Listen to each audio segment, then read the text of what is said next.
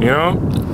And I was watching because I knew this would be a good point. Die Hard with a Vengeance. In the beginning of the movie, or somewhere near the beginning, Zeus, good brother, he's in his shop. His nephews are there with him, and the nephews are like, "Uncle, you need to come outside and look at this." So there's a European on the corner, and he's like, "I've seen that before." He's like, "You ain't seen nothing like this." And the guy, he has on a sign that says, "I hate N-word." Now, a person who maybe is not using their political correctness or critical thinking, you choose however you want to view stuff, they will look at it, or the person who's not using their critical thinking, they may dismiss it, you know, throw the baby out with the bathwater and say, "Oh, this is some racist stuff, I don't want to see no more, just cut it off," or fast forward or skip it. But it was a good scene because John McClane, the character, he was doing it because I guess the villain, Simon, told him to do it. You know, Simon says, but Simon knew that this was a problem. He knew that this was a problem with, I don't want to say the whole of America, but I guess this is a problem within America, probably worldwide. And he knew that something like this could definitely get him hurt or killed because he was in Harlem. No knock to Harlem, but you can't wear no sign like that in certain neighborhoods. It's not going down. But Zeus, using his critical thinking, he came out the shop and he's like, "I know this isn't what I think I'm seeing here, but it is." Now he looks around and he's like, "Oh man, they not going for that. The brothers over there ain't going for that for whatever reason." So he's like, "You know what? I'm a better person than that. I'm a good person. Let me go talk to this guy. Let me see. He may be crazy, you know. He may be in his right mind. This is actually how he feels, but he's gonna get, trouble. You want to come to Harlem with that? You gonna get trouble. But let me talk to him. He may be crazy." Neff told his nephews, "Call the cops. Somebody's about to get killed."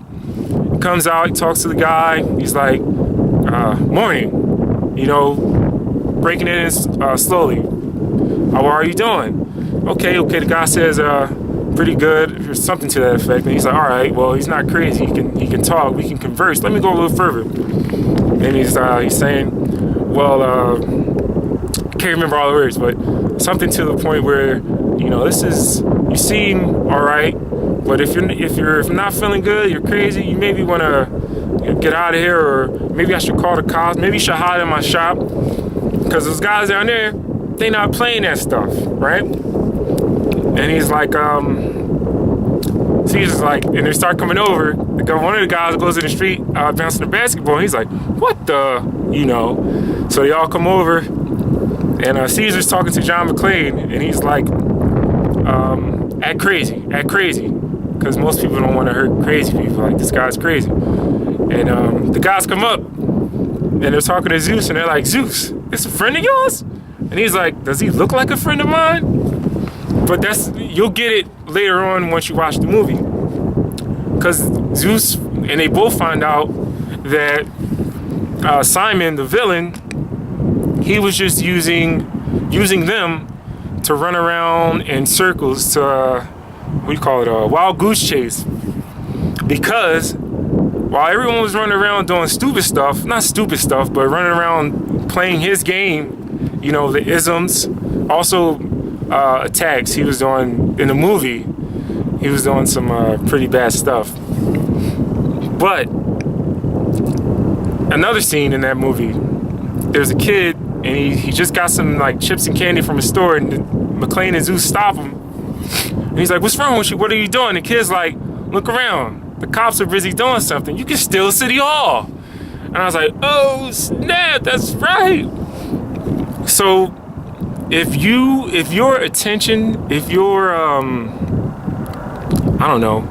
vision, if your path can be set to do something other than what another person wants you to do, then it's not too good. I would request that a person finds their path and try not to be distracted. Like, you know, horses that wear the blinders, they just run their race. They just run their race. You need to put blinders on and focus. Like, you'll still see everything else, but don't worry about the horses. Don't worry about all that. Run your race. And then I guess McClane figured it out, and he's like, wait a minute. Why would if everyone's, all the cops and then law enforcement, everybody's running around, you know, trying to save the schools, trying to see where there's going to be another attack, then the real people could be doing whatever they want to do. So through his critical thinking and investigating, he finds out, well, let me go down to, I think he went to Wall Street, and he finds out that they're taking the gold, right?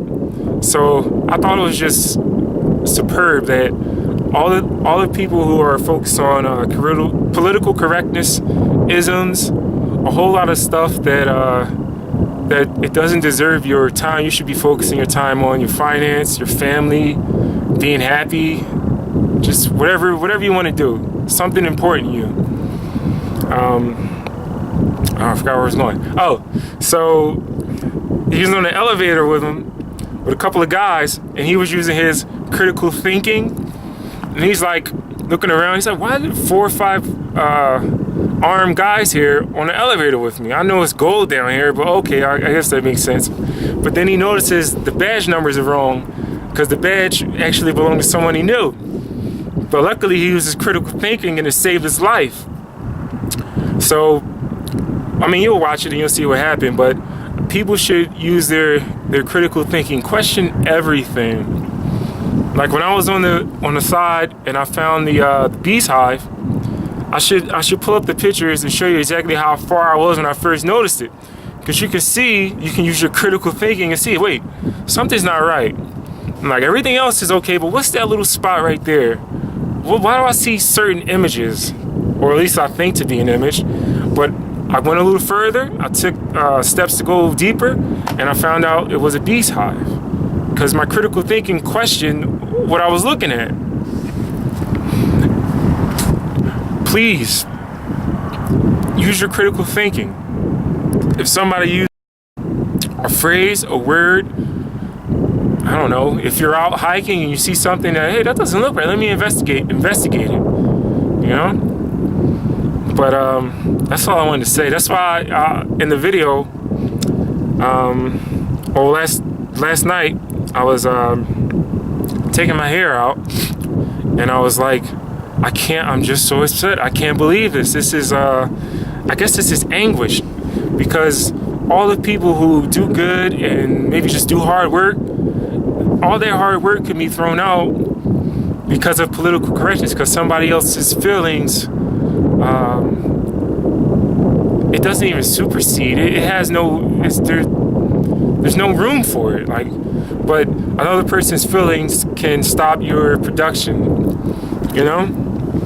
All the people who do all their hard work, all their finance, and because at first it hit me like, this is political correctness, stupid. And I was like, well, I do feel some type of way, so to speak, because I took time to go out there, hike the trail, I had fun, I edited the video, and I was like, dang, this could be taken off of YouTube if somebody watched it and say, well, I don't like it because this offended me. And I was like, this is anguish. Like, what about all the people who do hard work? I am mad as hell. Then I thought about the scene. I was like, should I go outside my window and scream I'm mad as hell? So I did. I scared a couple of my neighbors. They're probably mad at me. I apologize for that, neighbor. I was just proving a point. I hope that someone talks to me and say, hey, why'd you do that the other day?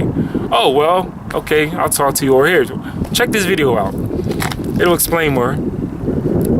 But, yeah.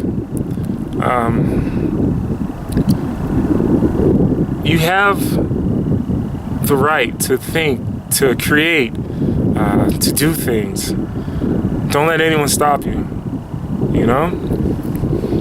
I guess that's the moment of clarity here. You know, just go get it.